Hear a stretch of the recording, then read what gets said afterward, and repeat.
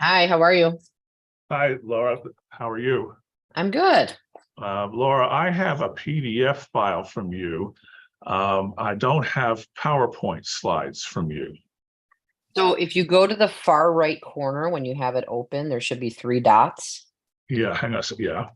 You go to that and there should be a present and it'll actually pop up just like it would on PowerPoint. All right. Hang on a second, please. Let me go do that. Let's go to your show here. Bring that back up. Now I've gone over to the right. I've got the PDF open. Okay. And where are there three dots on the right? I'm looking at Adobe PDF Reader. Yeah. Can you share your screen so I can Yeah, see it? yeah, sure. Hang on a second. Okay. Let me get back to Zoom. Come on, Zoom. Come back here. All right, let me open up Zoom. Let me share my screen. Share, and there we go. Oh, there's the dots over there. I see. Hang on a second. All right, so over here, there's three dots. And which there's three dots on the toolbar or on. Typically if you go I see three dots. you do. So typically if you see the three dots, when you Right. click on the three dots, there's something under there that says present. Let's see, record this computer, record the cloud, captions, polls, stop live stream, disable. Yeah, no. No. Can you like close out of it and open it back up like how I Sure. sent it through the email? Yeah. Yeah, hang on a second. Okay. All right. Now let me open up.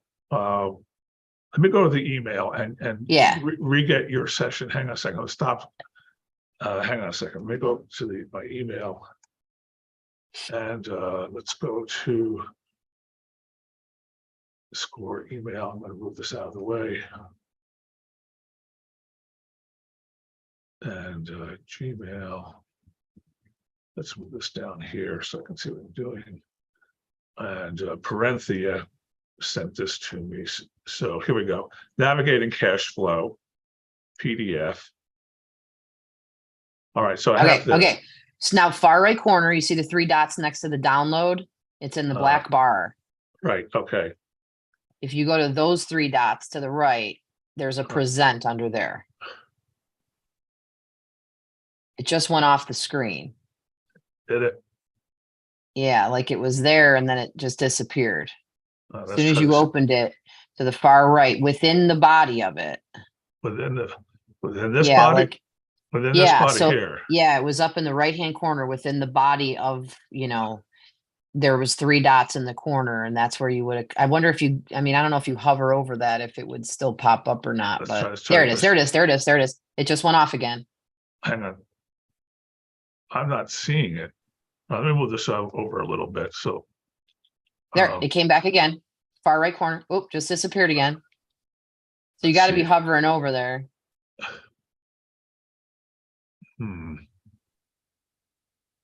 Pause, share, annotate. There it is again. Far right. Oh.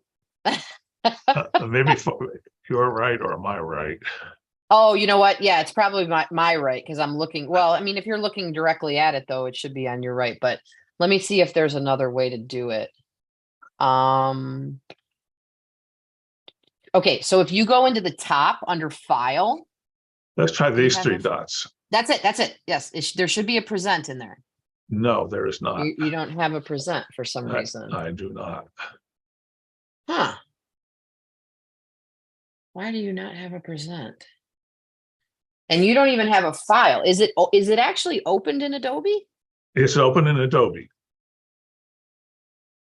Okay, so you may have to download it. So you see to the far right, you know how to download right next to the three dots. Okay, do that first, and then let's see. It might open then. Okay, I've got a whole bunch of things open here.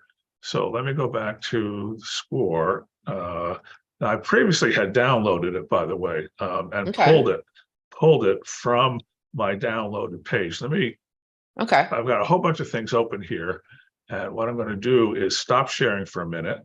Okay. All right. And I'm going to minimize this and move this over here. I'm going to close that. I'm going to keep that open. And now I'm going to go back to my mail. And we'll download it again. Yeah, because typically if you open it from Adobe, even on the top right, you can go under View and it'll say full screen mode. Oh, interesting. Okay, maybe that's what I need to look for. Hang on a second. Let me go back to documents because I have your downloaded version here. Okay. I'm glad you got in a little early. Here we go. Now I'm going to start sharing my screen again. Okay. So you can see what I'm doing. All right. So here we go. So this is navigating your cash flow. Downloaded this today. All right. So I'm opening this up. Can you see what I'm doing? No, I don't have a share. Hang on a second. Why isn't this sharing? Let's try this again. Share screen. Share. Okay. So I got it now. I have this open. So now there should be a tool here somewhere. Export, combine, request signatures. Now these are all. Let me get this out of the way. Now what's this? What does this do? No, that's dealing with it. Yeah, yours version is completely different than mine. Interesting. Do you have professional Adobe or do you have just a reader? I have both, but I use this one, the Acrobat Pro. Okay, I'm using just reader. Okay. Do you have the other one or no? I do not. Okay.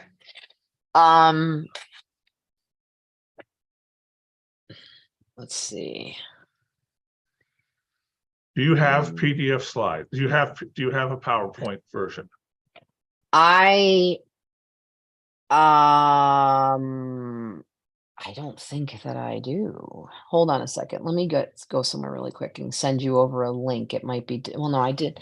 I originally sent the link, I think, didn't I? See, I can't send it that way because I've doctored this one up. Hang on a second. Let me go down here. Okay, if I move these.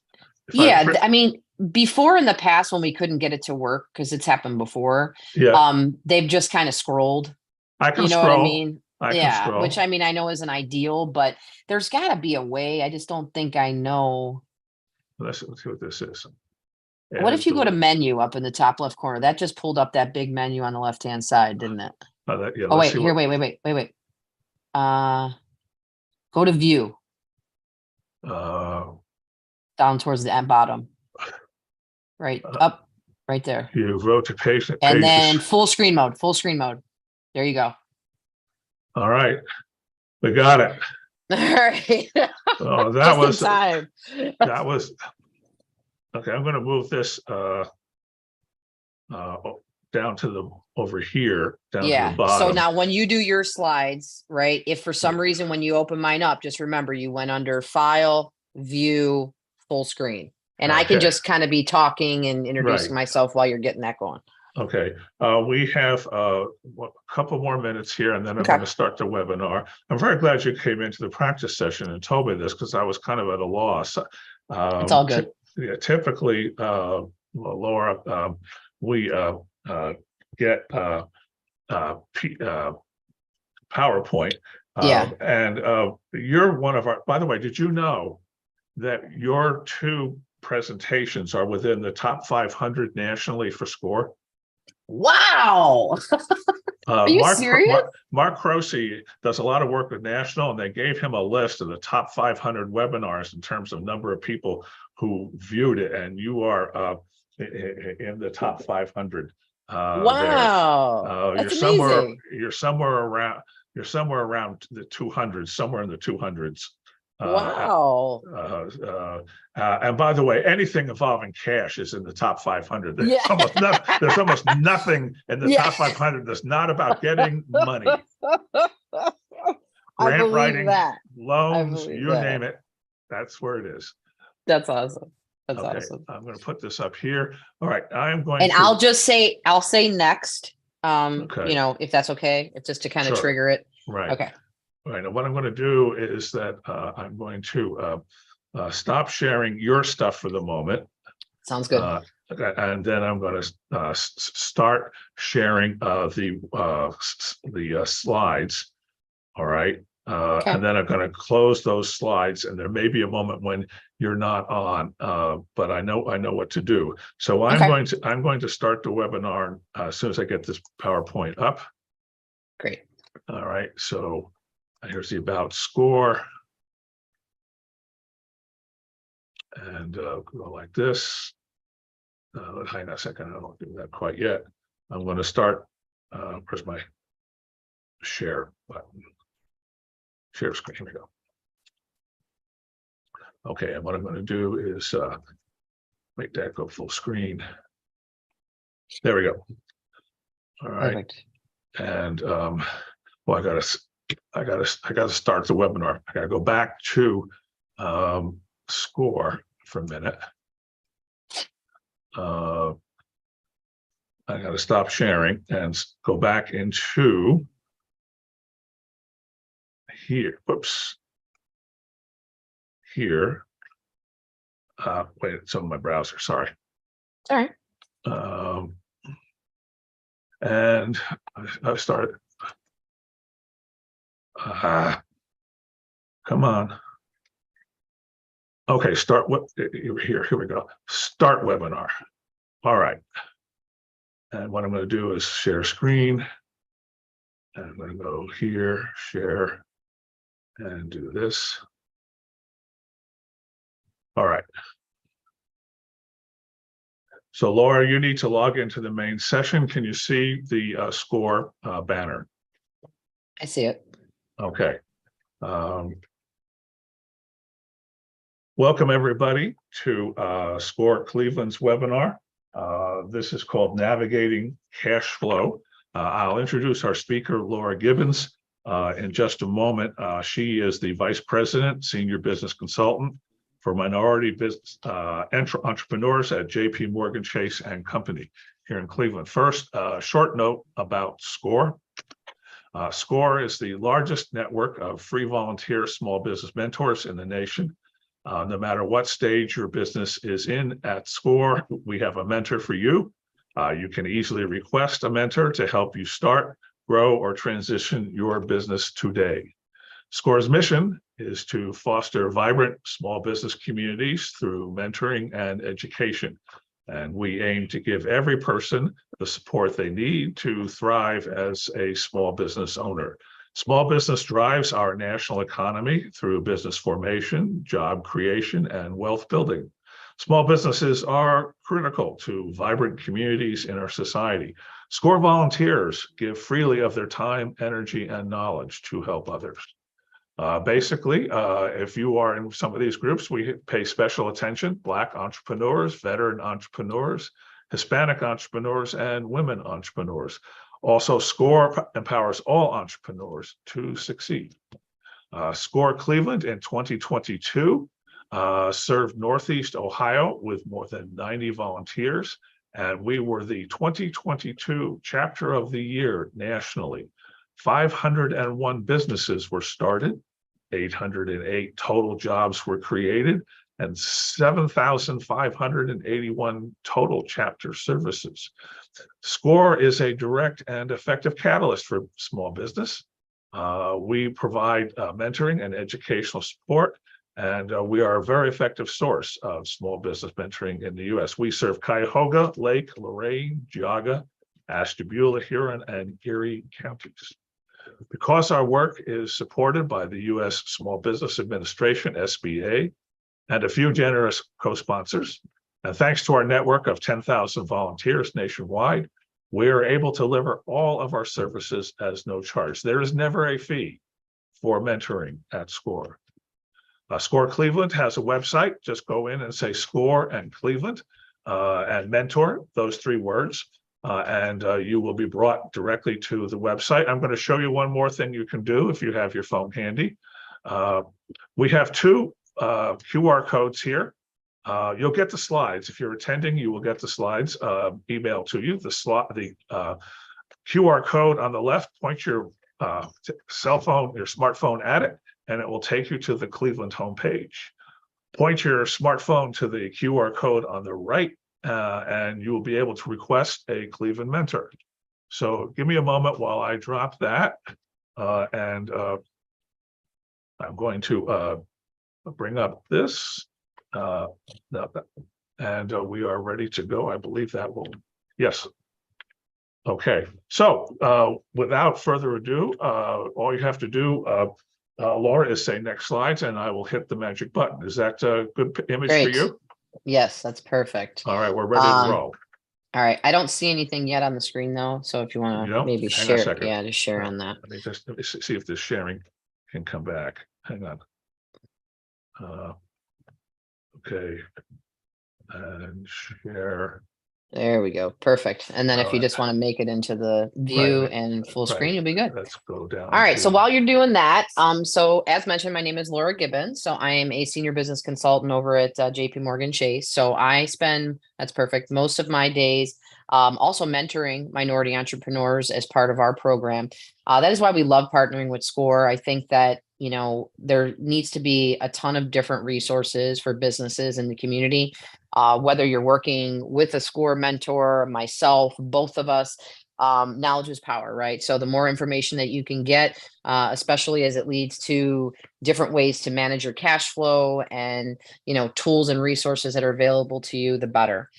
There is a workbook that comes along with this presentation today, so you will be emailed that. It's a phenomenal workbook that has a ton of different resources that I will reference today. You will see some smaller versions of it on the screen today. So I promise you, once you get that actual workbook and have the digital copy of it as well, you'll be able to see everything a lot larger and be able to use some of the tools that are available to you. There are a couple of survey questions I'll ask along the way. I might just have you kind of, you know, throw some things in the chat. We'll, you know, some things to kind of think about. We'll address all the questions at the end so that we can kind of keep the presentation moving. But I want you to ask it in the chat if you think of it so you don't forget when we actually get to the end. Okay. All right. So today's class is going to kind of be where we picked off from last time, which was, you know, if you weren't there, that's okay. But we talked about the power of capital. And a lot of time that directly leads right into navigating your cash flow. So you can go to the next slide, please. So as we talk about navigating your cash flow, right, you have to have cash available to, you know, pay your suppliers, right, your employees, rent your space, pay taxes, reinvest in your business. You can go to the next slide, please.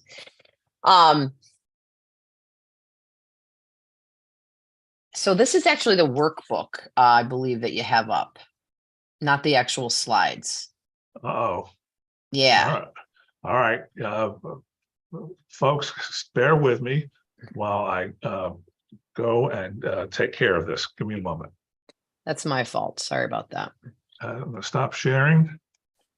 We will be back with you momentarily while I go get the file in a second.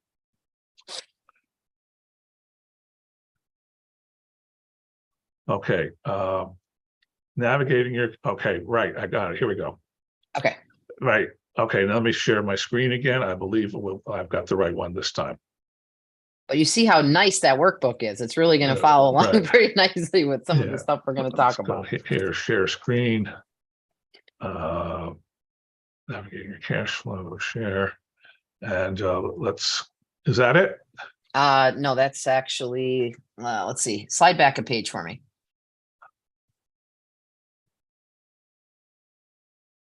Yeah, that's the workbook. Here, I'm going to actually forward it to you again, just in case. Good. All right, hang on a second. Sorry for that, okay, folks.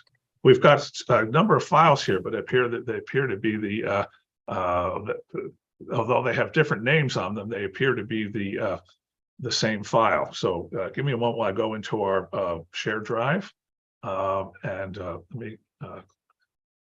I just sent it to you also, so Okay, hopefully fine. you might be able to just pull it up that way. Let's close that, and let's bring this up and go to my email.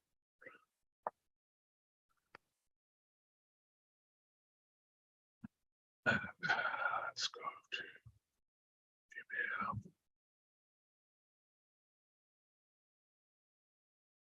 Come on. Still waiting for it. There we go. All right. let's bring this up. All right, now let me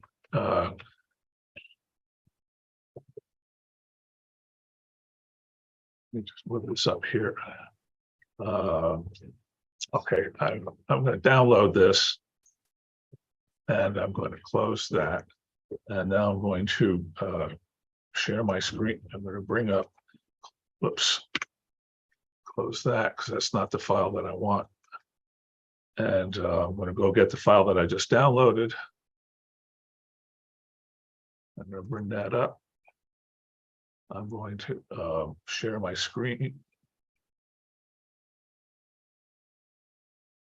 Share screen.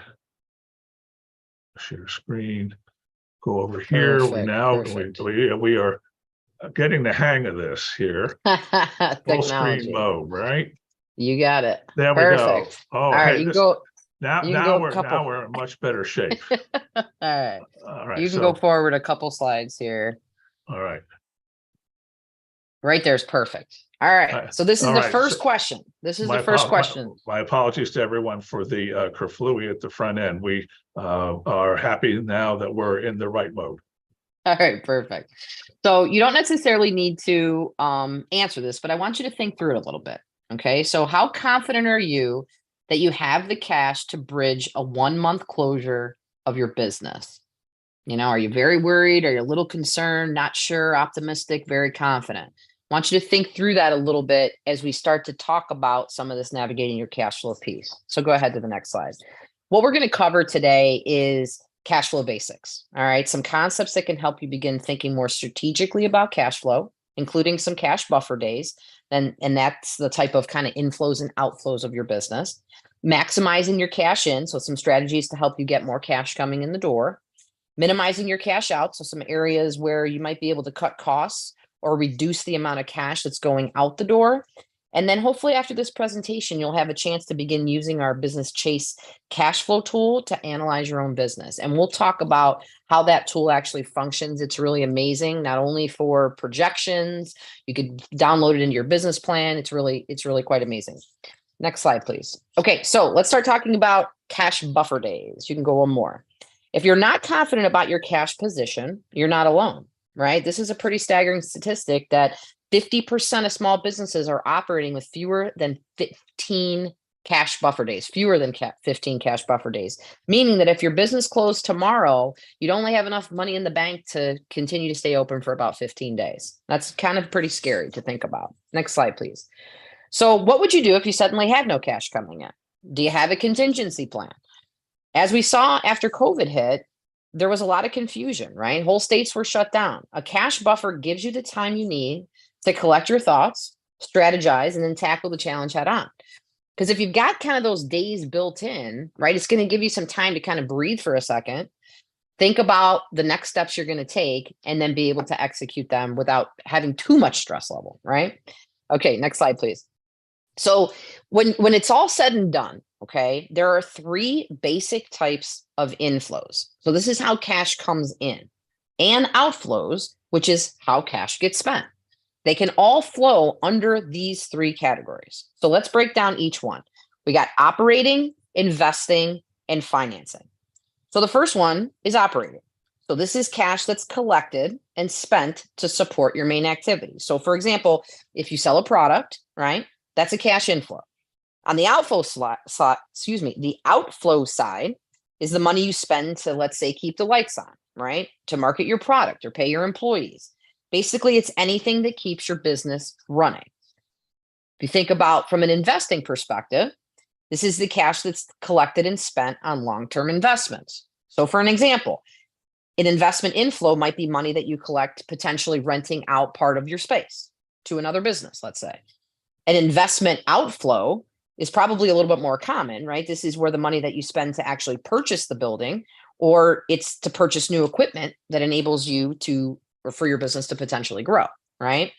And your last one is financing. So this is the cash collected or spent on loans, dividends, or equity. So for example, if you sell an ownership stake in your business as a way to bring in some more cash to your business, that would be a financing inflow.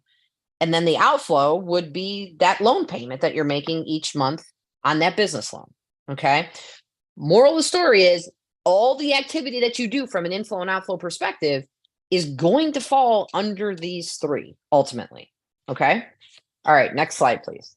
So this is where this business cash flow tool comes into play. This handy online tool will help you visualize a year of inflows and outflows. You can plug in numbers and then run scenarios based on your business and how it might perform in the upcoming year. So let me give you an example of this. And in your workbook, it'll lead you right to the website to this actual tool. So imagine, I know business planning is always kind of a Achilles heel for a lot of people, right? You could maybe write out what you do, how you do it, the management structure, the kind of meat of the business plan. But when you get to the projections piece, that becomes where the challenge comes, right? Because we have to kind of estimate, right, what it is that we're going to charge for something, how many units of something, what our expenses are going to be, what's coming in from a cash perspective, and it can be a little overwhelming in your head.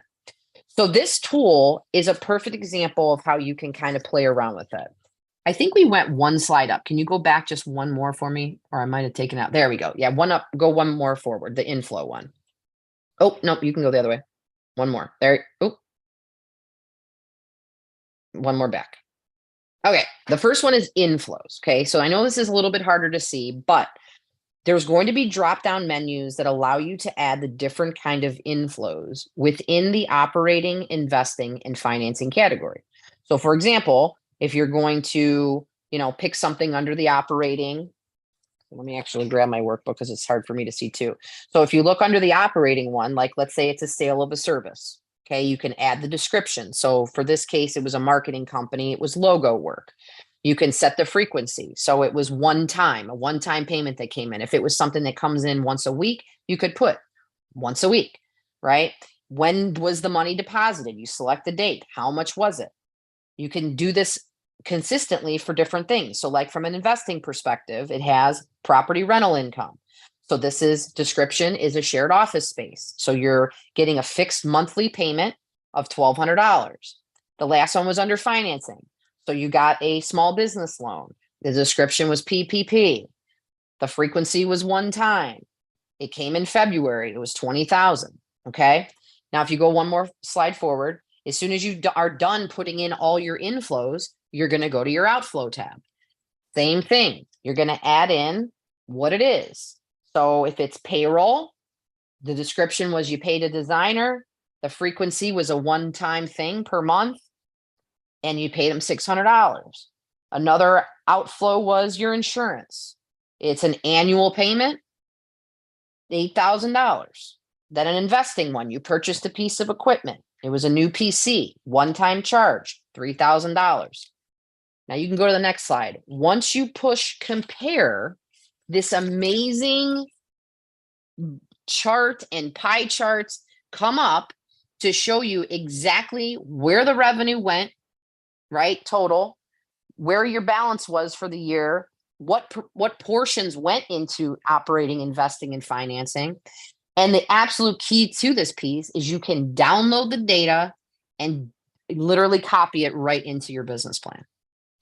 So now imagine after year one, let's say, typically you want to do 2 years of projections, right? So you could do this report for 1 year, go back and tweak it a little bit, right? So let's say your sales are going to increase a little bit. Maybe you hired another person, so you're going to have a little bit more outflow in payroll, right?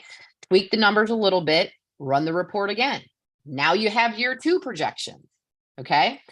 Not only is it a great tool for projections, but think of it like this. Let's say that you are completely functioning as a business and you decide, I want to see if I can afford to hire somebody else.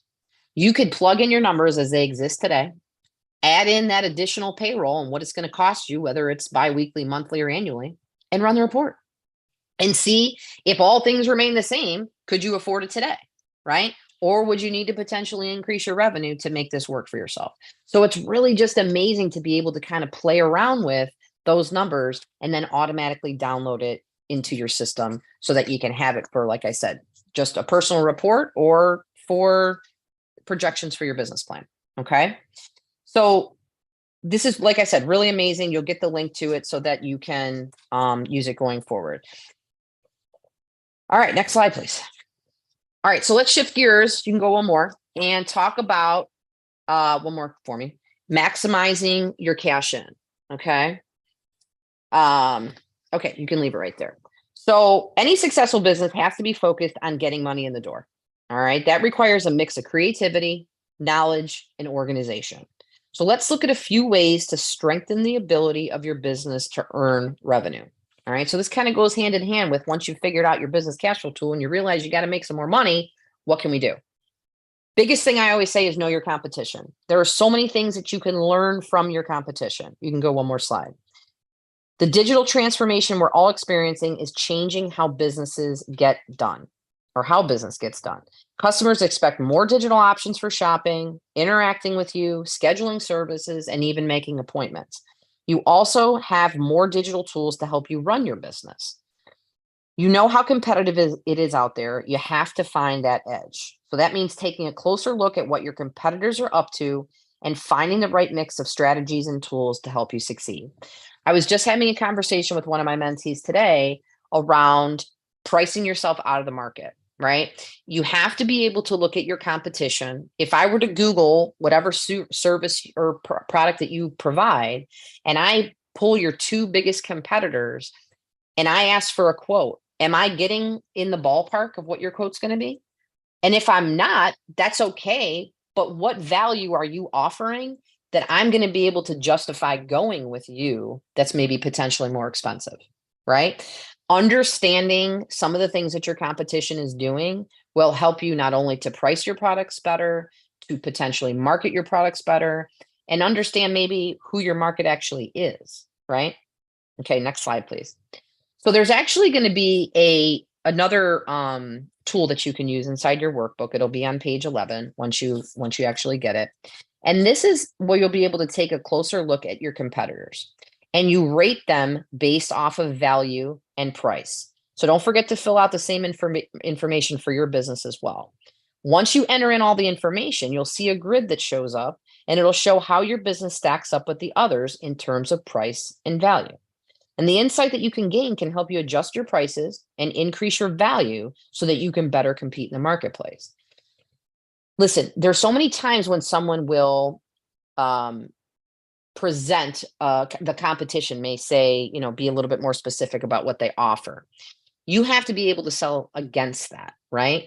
Or show where you add that additional value, kind of like I mentioned before. So this tool really will kind of help you provide that if you do your research on some of your competition out there. Okay, next slide, please. So another tip is to segment your customers. You can go one more. So segmenting your customers is kind of an interesting concept. You can go one more. To know your customers in a way that's actionable, you need to group them into categories that can help you develop outreach strategies. So let's think about this. You can go one more for me. Let's walk through an exercise that can help you better understand your customers. And this will be on page 12 in your workbook once you get it. Let's go one more slide. So the first one is your best customer. Okay. These are the people who spend a lot. They might not shop with you every week or every month, but when they come in, it's a big deal, right? So what are their characteristics? What type of people are typically your best customers? What is their age? What is their gender? What's their level of wealth? Do they have kids, pets? You're basically building a persona of who these people are. So when you do this exercise, I want you to, think about it, take a minute, write down some of the characteristics of your best customer. So I want to give you an example. A bookstore might have a middle-aged woman in the neighborhood whose children are grown and have moved away. Maybe she has grandkids too. And now every month she needs a bundle of books. She sends a bundle of books to her grandchildren. Maybe you've noticed that there are other women here in her age group who shop at the store a lot and buy piles of books. As a group, these folks might be considered your best customer. So what sales goals can you set for these customers? And then what are 2 or 3 new ways that you can reach out to this customer segment? Because remember, your best customer is going to be different than some of the other ones that I'm going to mention here. These are some of your loyal customers, right? So do you offer a loyalty rewards program, or do you have their email address where you can continually mail them your newsletters or the different promotions that you have going on, right? So that you can consistently be communicating with your best customer. All right, let's go to the next slide. So the next one is your sustaining customer. So these are the people who don't necessarily spend a lot at one time, but you see them often enough and they're pretty loyal, right? So what are their characteristics? Once again, you're going to think through who are my typical sustaining customers? What's their age, gender, level of wealth? Do they have kids, pets, right? You're building up that persona again. And let me give you an example of this sustaining customer. There's a print shop, might have a customer that comes in twice a year for event signage. The small civically minded nonprofit isn't a big account, but it places an order every 6 months like clockwork. Okay, each type of business or industry will have a different definition of regular. What's important that these are customers that you can count on, right? You can count on this customer coming in twice a year. So what sales goals can you set for that specific customer?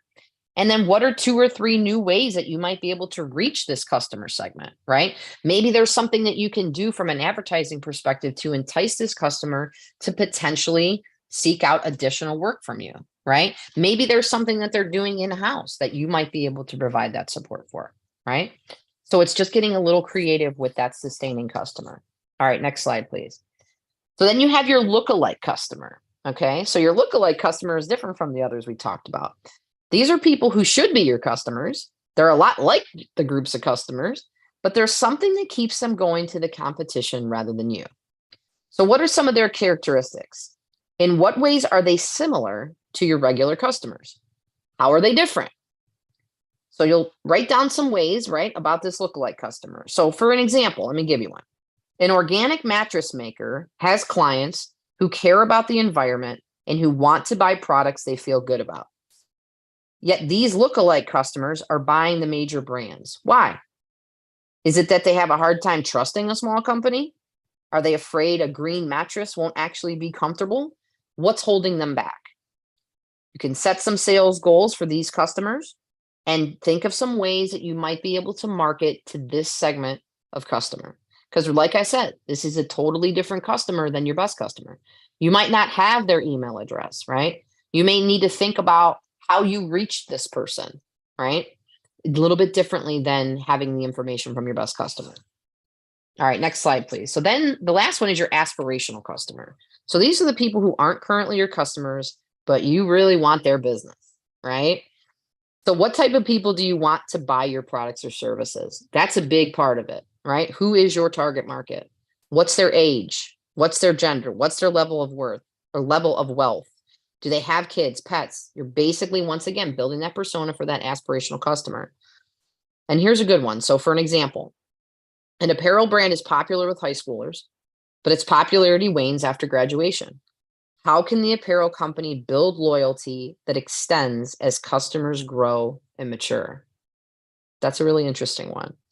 There's some sales goals you can try to set for that aspirational customer. And then once again, doing some creative marketing to potentially reach them. Okay. So as you think about, these types of customers, and when you talk about your competition and pricing your products, this all kind of can get your brain thinking about different ways to market and different amounts of money that you can kind of rely on from these different groups of clients. Okay. So, once you've identified the different customers and segments, you can tailor your communications, reward loyalty, and identify new audiences. All right. Okay, next slide, please. So then we go into one more, please. There you go. Actually, one more. Sorry, I went a little fast there. Consider your prices. Okay. Now let's look at how prices affect your ability to bring in cash. You can go one more for me.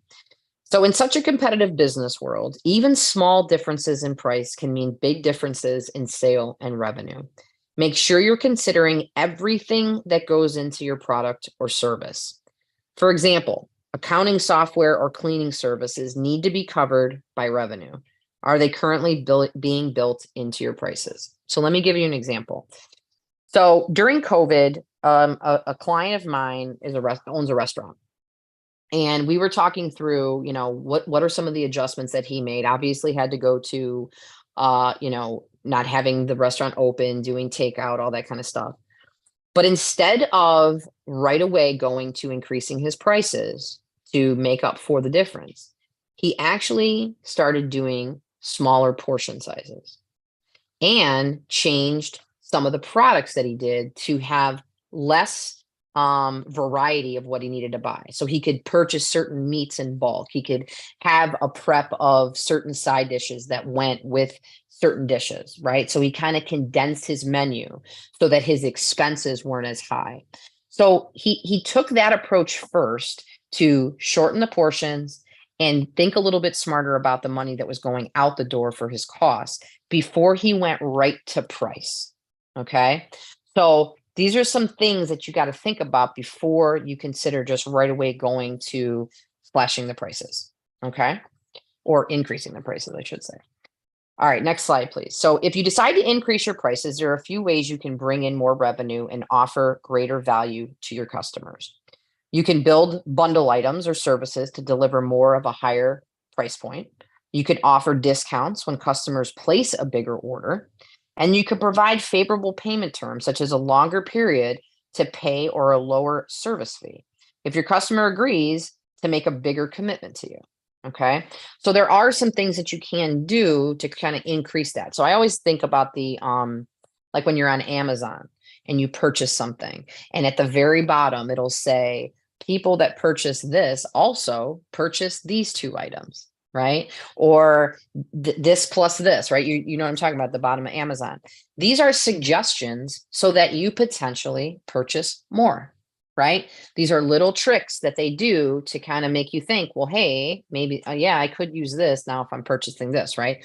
Or when you buy a piece of clothing on a retail website, they always suggest other things that you may like, right? These are all different things that are all kind of marketing to kind of help, potentially push more product.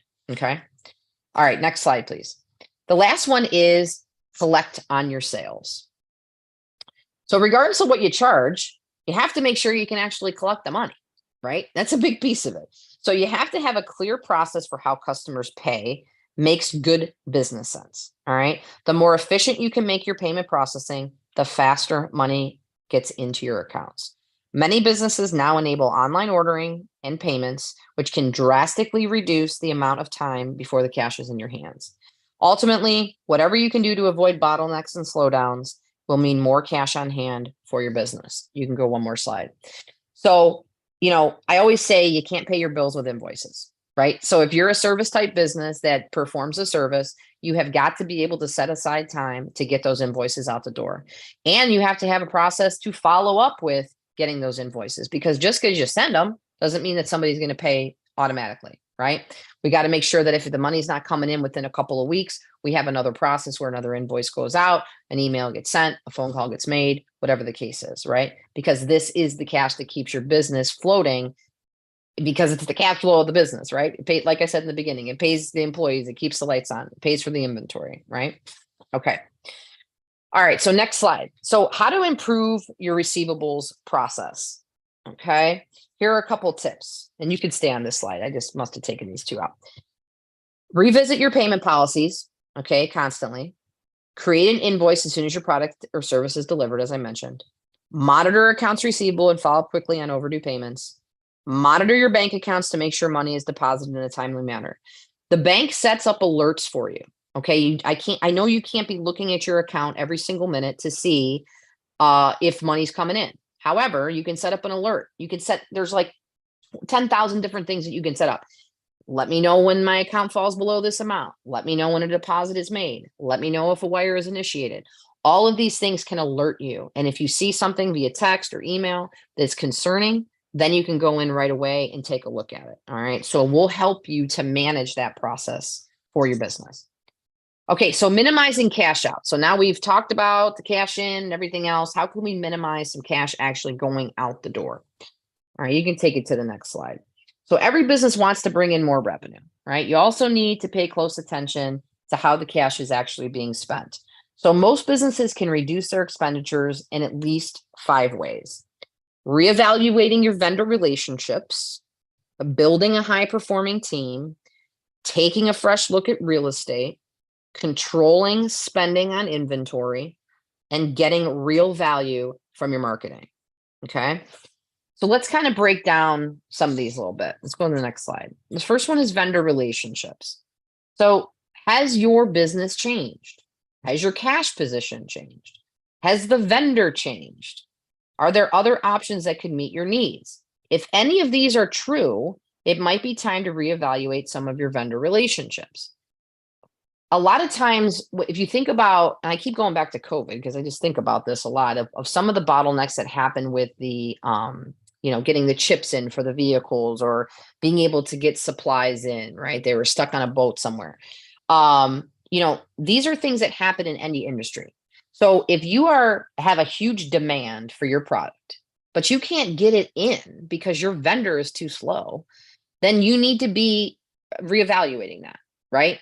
You need to be able to negotiate with your vendors. Okay. They're a business also. They don't want to lose your business. So don't be afraid and think that everything that they say is the way it goes. All right. If you have other options, then you have leverage when it comes to your vendor relationships. You can go to the next slide. There's actually going to be a worksheet inside the book again that is going to help you to analyze the value of each of your vendor relationships and decide whether to strengthen them or to move on to a new vendor. So this is a really kind of user-friendly one, okay? Which, like I said, you'll get it when you get the workbook. Okay, you can go to the next slide. All right, so that first one was high-performing teams. So believe it or not, payroll alone can account for 70% of total business spending. That's why it's so important to have high-performing teams. So here are a few questions to consider when you evaluate your team. What needs to be done and when? Who needs to do it? What can be automated or done less often or outsourced? What can you as a business owner delegate? And are there gaps in your staffing that can be filled by a contractor or even an intern? And potentially a seasonal staffing an option, right? Once you've evaluated your team, you might be able to shift people around to improve their performance. And though it's always a hard decision, you might consider laying off employees who aren't providing what your business needs. You also want to make sure to invest in helping your employees be their best, right? This might be creating incentives, providing training, and structuring your business so that talented people have room to grow. It's always been kind of the biggest thing of employees, right? We always have employee retention issues and finding really good help. And, does somebody care about your business as much as you do as the owner? And that's why helping to provide support to employees is so important because, yes, depending on what kind of service or job it is it just a job or is it something that this person can kind of really take stake in and build a career with, right? Is there a path for them to potentially grow? Even when it comes to a restaurant, right? A lot of times the hostess wants to know that they might be able to move up to management, right? That there is some type of a career path if they do A, B, and C, or if they demonstrate these types of behaviors. So making sure that you're providing some of that to your staff could really help with really kind of their love for the work that they do, right? Which is all ultimately going to help your business grow. All right, next slide, please. So then the next one was real estate, right? When I said you have to kind of take a look at real estate. So real estate can be expensive, right? And many businesses are discovering that they don't actually need all that space, right? Is your current location delivering what you need? Is the foot traffic patterns have changed, right? That downtown space that might have made sense 2 years ago doesn't make sense today. Has your bargaining power increased recently? If you're in a market to begin a new lease and you're in a building that's partially empty, guess what? You've got leverage. Trust me when I tell you, your tenant doesn't want to lose you, right? They don't need another empty space because that's money coming out of their pocket. Should you buy or rent? Right? Research how much your mortgage payments might be compared with what your rent is. And don't forget to factor in that down payment piece if you are looking to purchase that property. Okay. All right, the next one is spending on inventory. Listen, inventory ties up a ton of cash. All right, do you have the right amount? There are ratios that can help you calculate the time it takes for your business to transform inventory into revenues. Or you might use inventory management software, which includes tools to help you right size your inventory. Okay, that's a really big one. You don't want to have a bunch of inventory sitting on your shelves because that's cash. That's the cash flow piece of where we struggle, because if you're not getting rid of the inventory fast enough, you can't pay the bills with the products that are sitting on the shelves. Okay. So that has to be pretty tight. All right. The next slide is marketing, right? So marketing is a little bit of art, a little bit of science. But if you're not focused on specific goals, your marketing can cost a lot without showing much return. The more precisely target your marketing spend is, you may need to experiment with different strategies and marketing channels to find the most efficient and effective approach. Okay. And we talk about this a lot in our marketing in a digital world class that I'm sure we'll probably talk again on. um, is really doing a lot of different testings, right? We've got social media, different platforms. You can't be everywhere, right? Understanding who's actually looking at your content. Do you have a calendar of events that you post things? Sometimes people say, oh, it's so overwhelming to post. I never have the time.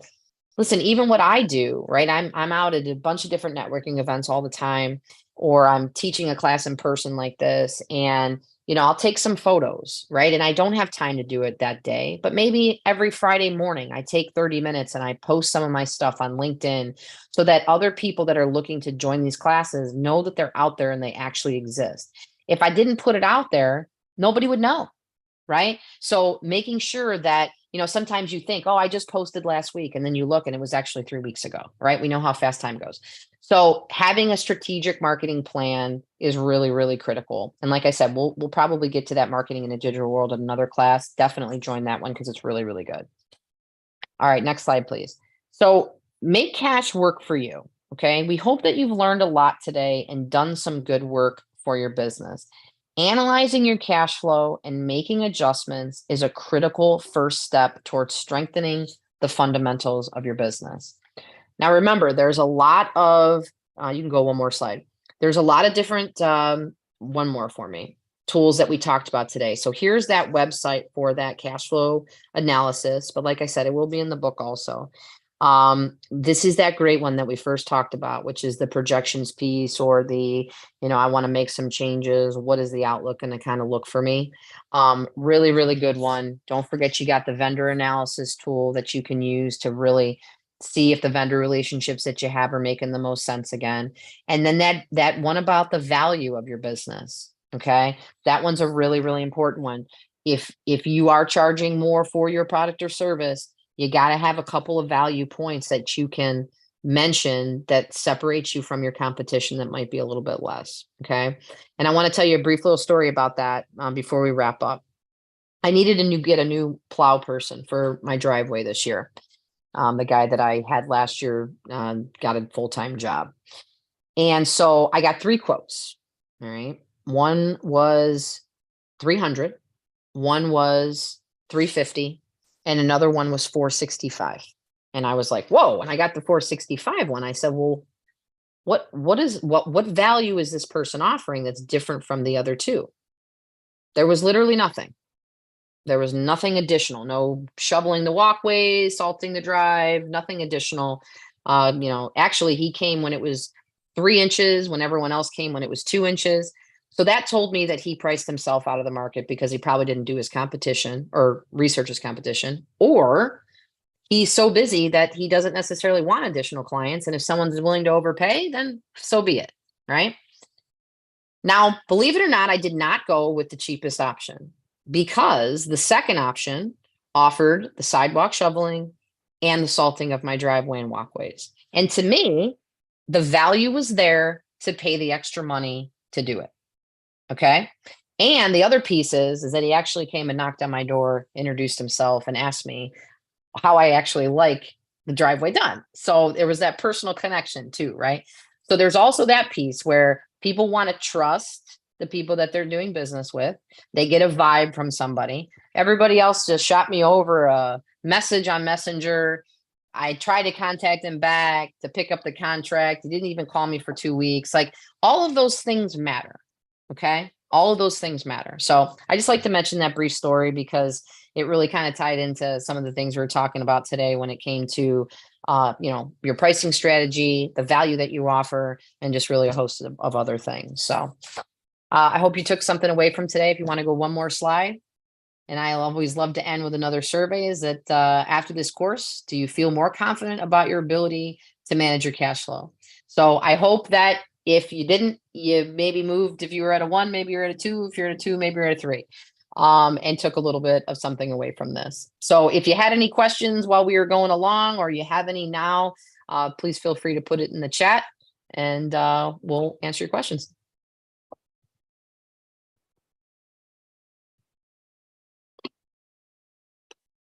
I'm going to leave this page up so that people can get the contact information, and also, if they so desire, use the QR codes. If you have any questions, please put them in the chat. I'll put the chat up on the screen. So if you type something, and everyone will see it, and so will Laura Gibbons. So we're ready if you have any questions.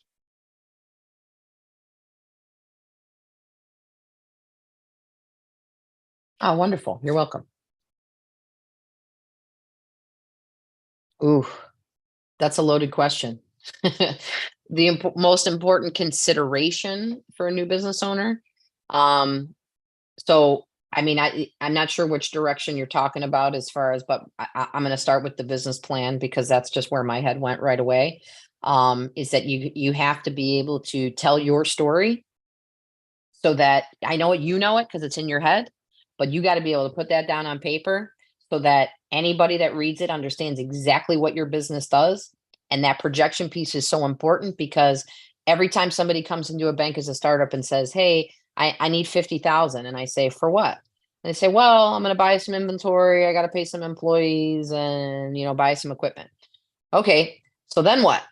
Right? So there's got to be a plan of that consistency of, hey, I'm going to sell this much. This is how much I'm going to make. Here's my expenses. I'll be able to pay this loan back over this amount of period of time. If you've done the homework and looked into that math and understand that business front to back, not only is it good for me because I understand if you're going to be able to repay this loan, it also helps you to understand what you need to charge, what you can afford, and how many things you need to sell every week in order to make money. Right? So definitely start there. You're welcome. Anybody else? Well, listen, if you have any additional questions and you just can't think of it right now, my information's on the screen. If you could actually go one more slide. So I know SCORE sends out a survey as well. If just a couple of you could take this helps me out just so that I can continue to do this work. Just ask a couple questions about additional information that you might want to learn about. Like I said, SCORE will send you out their own survey too, and they always relay that information to me as well. But even if you just take a screenshot of it or put your camera up to that QR, answer a couple questions. You do have to select Akron because that's where my home office is, and then my name pops up. So I would greatly appreciate that. I think another question might have came through too. Let's see. Does separating fixed versus various revenue and expenses make sense? I mean, sure, you can, I always talk through software. We talked about that in the Power of Capital one. Um, you know, when you do that cash flow tool, that's actually going to allow you to talk through some of these different things. But how you want to calculate your expenses through your software is really up to you, right? If you're trying to keep track of something that's, you know, like you said, a little bit more of a fixed expense or versus various ones, you can do that, right? You can separate it as much as you want so that you can get as granular as you want with your finances, both money coming in and out. It's really a personal preference. Hope that answered that question. All right, I think we might be good. Okay, this is SCORE Cleveland again. I want to thank everyone for attending. You will receive a link to the recording. This webinar also will be available in about a week on the SCORE Cleveland YouTube channel. And so you can access it and view it at any time. It'll be free. It'll also be available on the SCORE Cleveland website. And everyone who attended today will receive a copy of the slides and also the workbook that Laura mentioned. Laura, any closing comments? No, I just, encourage everybody to reach out to a mentor. It definitely helps. I know there's so many things overwhelming as a business owner, and, definitely rely on your resources. What is what we're here for. And, we network in the communities that we work in. So a lot of times we have a lot of contacts and we can connect you. So, please reach out if you need help. Okay, with that, I'm going to close the session. Thank you very much, everybody. Have a good evening.